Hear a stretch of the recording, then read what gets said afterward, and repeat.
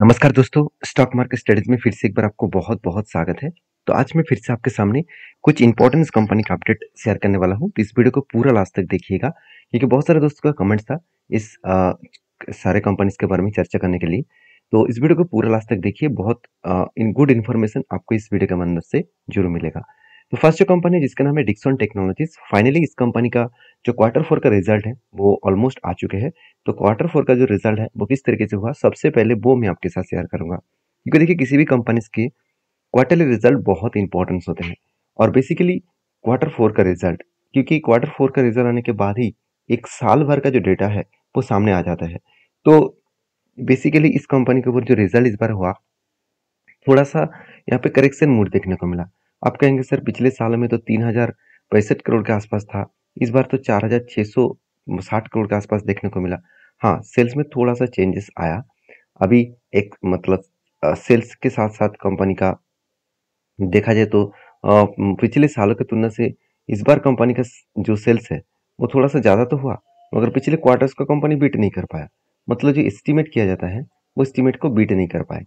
अभी एक्सपेंस को मिटाने के बाद कंपनी का नेट प्रॉफिट जो है वो भी दिखाए तो 81 करोड़ से 97 करोड़ तक बना। मतलब बेस्ट तरीके से नेट प्रॉफिट देखने को मिले हैं। तो अच्छा खासा नेट प्रॉफिटेबिलिटी ग्रोथ देखने को मिला है यहाँ पे। तो एस्टीमेट के हिसाब से एक अच्छा खासा ग्रोथेबल नेट नेट प्रॉफिट यहाँ पे देखने को मिले। अभी नेट प्रॉफिट अच्छा होने के बाद भी कंपनी के ऊपर थोड़ा सा प्रेशर इसलिए बना, थोड़ा सा वोलेटिलिटी इसलिए बना क्योंकि मार्केट जो आशा करके चल रहे थे उस आशा के हिसाब से रिजल्ट नहीं आया। तो बेसिकली कंपनी के ऊपर थोड़ा सा करेक्शन होने का चांसेस है। अभी ईयर ऑफ ईयर बेसिस में बात करूं, देखिए कंपनी का जो प्रॉफिट है वो साल भर में ठीक है क्योंकि 4 क्वार्टर को मिलाकर quarter 1, quarter 2 and quarter 3 and quarter 4, इस चारों क्वार्टर को मिलाकर कुल मिलाकर क्वार्टरली सॉरी ईयरली रिजल्ट सामने आते हैं। तो बेसिकली कंपनी का जो परफॉर्मेंस है वो कुछ थोड़ा सा चेंजेस देखने को मिला और आशा भी किया जा रहा था कि कंपनी के इस बार रिजल्ट थोड़ा सा खराब आने का चांसेस है। अभी कंपनी के बैलेंस शीट के बारे में बात करूं तो आप देखेंगे कंपनी कर्जा भी इस बार थोड़ा सा ज़्यादा लिया, पिछले सालों की तुलना से थोड़ा सा कर्जे को बढ़ाया। और कोई बात नहीं, उतना ज़्यादा कर्जा नहीं है। रिजर्व कंपनी का अच्छा खासा देखने को मिला, बेस्ट तरीके से रिजर्व देखने को मिला। और उसके साथ-साथ कंपनी के जो एसेट है वो शानदार ग्रोथ हुआ, 1200 करोड़ से 2000 बना। मतलब ऑलमोस्ट 600 करोड़ के आसपास company extra total fix asset को इंक्रीज किया। अभी इस कंपनी के ऊपर एज इंसेंटिव के बारे में बात करूँ तो प्रोमोटर से लेकर एफएसडीएस पब्लिक हर किसी के पास अच्छा खासा यहाँ पे निवेश देखने को मिला। बेस्ट तरीके से यहाँ पे निवेश इस कंपनी के ऊपर देखने को मिला है। मतलब इन्वेस्टर कंटिन्यूसली इस कंपनी के ऊपर कंटिन्यू करना चाहते हैं। उल्टा डीएस ने तो होल्डिंग को बढ़ा दिया। तो सारे पॉइंट्स को सामने रखते एक ही बात कहूँगा, कंपनी में जो सिचुएशन बना है उसमें कोई चिंता करने वाला बात नहीं है। मुझे लगता है कोई चिंता करने का जरूरत नहीं है क्योंकि मार्केट में इस तरीके से सिचुएशन होता रहता है। जैसे देखिए कंपनी के ऊपर एक टेक्निकली चार्ट पैटर्न बना, एक रेंज बना। जब रेंज बनने के बाद ब्रेकआउट हुआ और उसके बाद देखिए जब रिटेस्ट कर यहाँ पे ब्रेकआउट यहाँ पे हुआ और उसके बाद जब भी रिटेस्ट किया तभी इस रिटेस्ट में मैंने इस कंपनी के ऊपर कुछ एंट्री लिया। और जो यहाँ पे एंटी बना वो एंटी एज ए मेरा शॉर्ट टर्म पीरियड के हिसाब से, एज ए स्विंग ट्रेडिंग के हिसाब से है। और मैं जब भी इस तरीके से कोई रेंज के बेसिस में एंट्री लेता हूँ, मैं हमेशा इसके नीचे साइड में जो रेंज के नीचे साइड में जो लेवल होता है उस लेवल तक मैं स्टॉप लॉस रखता हूँ। और देखिए ये मैं कोई आपको टारगेट स्टॉप लॉस नहीं बता रहा हूँ, ये मेरा खुद का ट्रेड बता रहा हूँ।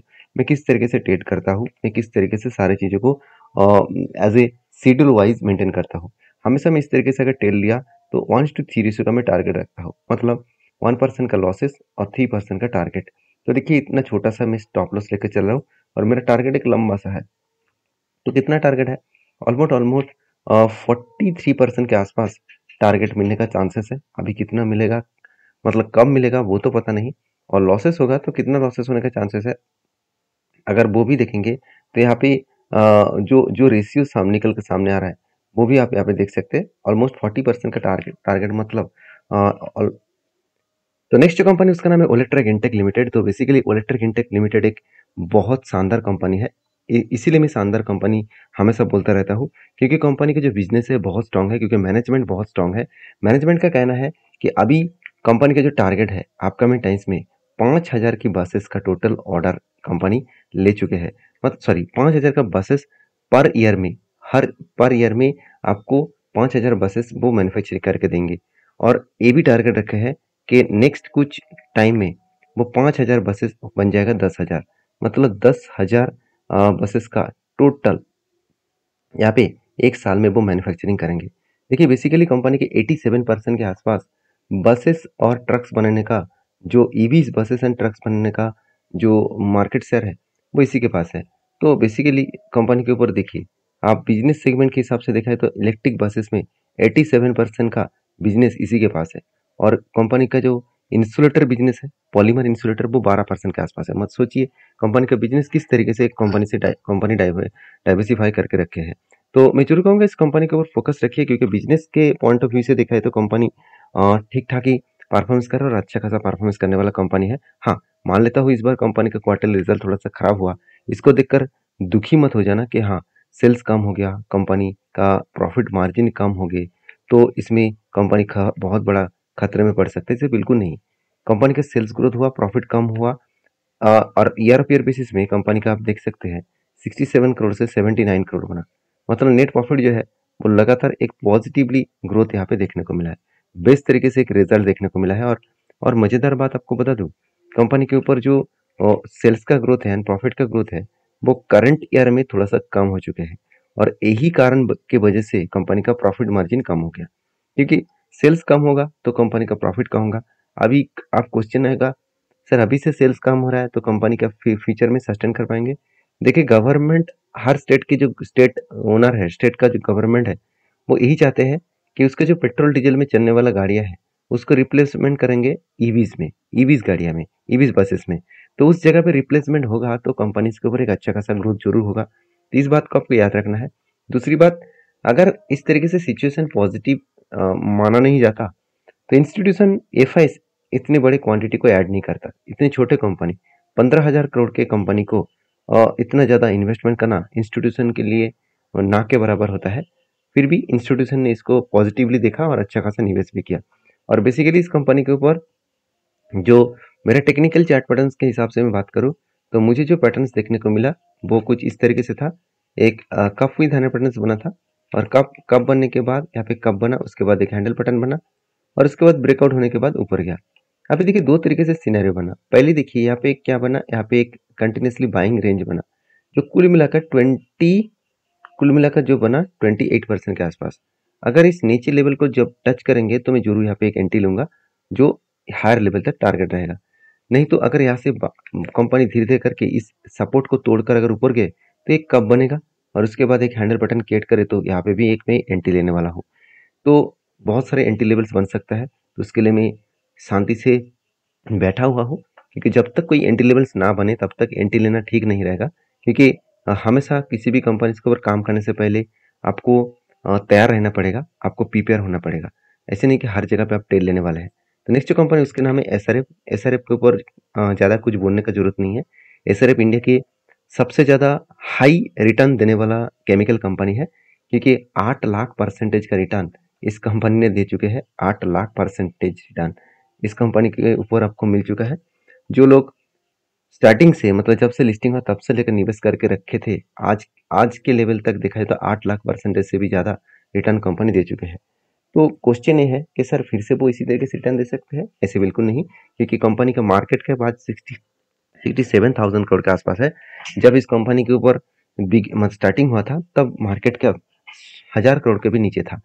तो कंपनी अभी धीरे धीरे करके एक एवरेज लेवल का आपको रिटर्न दे सकते हैं, जैसे आप खुद ही देख सकते हैं। कंपनी के रिटर्न के रेशियोज भी कोई खराब नहीं है। 10 साल में 39%, 5 साल में 30% और 3 साल में 22%।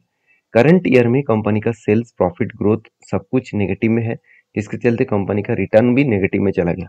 क्यों नेगेटिव में गया? क्योंकि आप सभी जानते हैं लास्ट 1.5 ईयर से लेकर 2 ईयर्स तक जो मार्केट में जो डिमांड है केमिकल का, उस डिमांड बहुत बड़ा खतरे में है। मतलब मार्केट में डिमांड उतना ज़्यादा नहीं है। तो डिमांड ना होने के कारण मार्केट में ऑब्वियसली प्रोडक्ट का जो डिमांड है वो कम होने के कारण इसका जो सेल्स है वो कम कम हो चुके हैं, और प्रॉफिट भी कम हो चुके हैं। और यही कारण के वजह से शेयर में गिरावट का माहौल देखने को मिला। तो जो लोग सोच रहे हैं कि कंपनी का गिरावट हो रहा है, करेक्शन हो रहा है, तो कंपनी का कोई खराब न्यूज़ है, बिल्कुल नहीं है। कंपनी के ऊपर आज तक कोई भी फ्रॉड न्यूज़, खराब न्यूज़ देखने को नहीं मिला। और कंपनी अच्छा है तो इसीलिए इंस्टीट्यूशन भी इस कंपनी के ऊपर कंटिन्यू कर रहा है। अगर कंपनी बेकार होता तो इंस्टीट्यूशन सबसे पहले माल बेचकर भाग जाते। तो इस बात को आपको सबसे पहले ऑब्जर्व करना होगा। बाकी एसआरएफ के ऊपर मैं टेक्निकली चार्ट पैटर्न के बारे में बात करूँ, एसआरएफ के ऊपर क्या बना, शोल्डर कम शोल्डर, उसके बाद बिग हेड बना और एक छोटा सा अगर हैंडल बटन गेट करे तब कुछ एंटी लेवल बन सकता है। तो आप इसके लिए मैं इंतजार करूंगा, जब पैटर्न कंप्लीट होंगे तब कुछ डिसीजन जरूर लूंगा। तो नेक्स्ट जो कंपनी है उसके बारे में बात करूँ, उसका नाम है केपीआई ग्रीन एनर्जी। तो इस कंपनी के ऊपर जल्द से जल्द गुड न्यूज़ आने वाला है, क्योंकि हर एक के बदले कंपनी आपको 10 शेयर देने वाला है। इसका फेस वैल्यू जो है वो स्प्लिट होने वाला है। अभी क्वेश्चन ये है, एक के बदले 10 के कि एक के बदले 5 शेयर मिलेगा, बहुत जल्द से जल्द आपको अनाउंसमेंट के हिसाब से देखने को मिलेगा। तो ये था कुछ कंपनीज का अपडेट। वीडियो अच्छा लगे तो प्लीज़ लाइक करना। और ये वीडियो टोटली एजुकेशन पर्पज में था, मैं कोई सेबी रजिस्टर्ड पर्सन नहीं हूँ। अगर काम करना है तो सारे प्रोडक्ट्स को, सारे डेटा को चेकआउट करके वेरीफाई करके काम करना। मिलते हैं नेक्स्ट वीडियो में, तब तक के लिए धन्यवाद।